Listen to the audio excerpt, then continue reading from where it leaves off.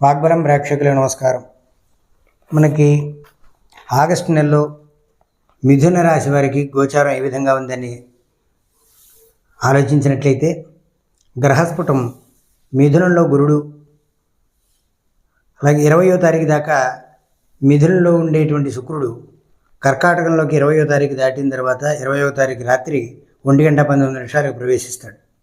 అలాగే బుధుడు కర్కాటకంలోను, రవి 16వ తేదీ దాకా కర్కాటకంలోను, 16 దాటిన తర్వాత 17 నుంచి సింహంలోను, కేతువు సింహంలోను, కుజుడు కన్యలోను, మీనంలో శని, కుంభంలో రాహు, ఈ విధంగా గ్రహస్ఫుటం ఉంటే, ఈ మార్పు 16వ తేదీన రవి మార్పు వల్ల, శుక్రుని యొక్క 20వ తేదీ మార్పు వల్ల ఈ మిథున రాశి వారికి ఏ విధంగా ఉంటుందంటే, 16వ తారీఖు దాటిన తర్వాత అనుకూలమైనటువంటి పరిస్థితులు ఏర్పడతాయి. వారు అనుకున్నటువంటి పనులు ఏవైతే ఉన్నాయో అవన్నీ నెరవేరుతాయి.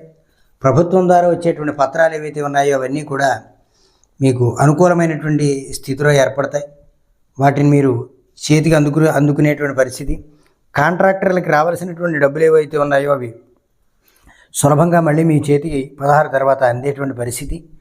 అలాగే వ్యాపారపరమైనటువంటి విషయాల్లో అనుకూలమైనటువంటి స్థితులు ఏర్పడడం కోసం కొంచెం 11 నుంచి కూడా నిదానించి మీరు ఎదరికి వెళ్ళినట్లయితే తప్పనిసరిగా అద్భుతమైనటువంటి లాభాలు పొందేటువంటి అవకాశం ఉంటుంది.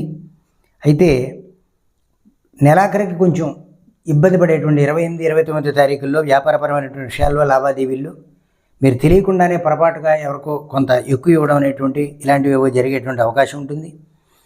అలాగే సామాన్యమైనటువంటి అలంకార వస్తువులు మీరు సేకరించుకోవడం, తద్వారా సౌందర్యానికి సంబంధించినటువంటి కొన్ని ప్రత్యేకమైనటువంటి ఆలోచనలు రావడం, అలాంటి వస్తువులన్నీ సేకరించుకోవడం జరుగుతుంది. అలాగే మరింత అనుకూలమైనటువంటి పరిస్థితి కోసం ఈశ్వర ఆరాధన, ఈశ్వర అభిషేకం చేయడం చాలా విశేషం. మిత్రులారా, కేవలం సూచనప్రాయంగా చెప్పబడేటువంటి ఈ రాశి ఫలితాలు కేవలం జన్మకుండలిని ఆధారపడి విశేషంగా ఉంటాయి. గోచారం అనేటువంటి సామాన్య ఫలితంగానే గ్రహించాలి.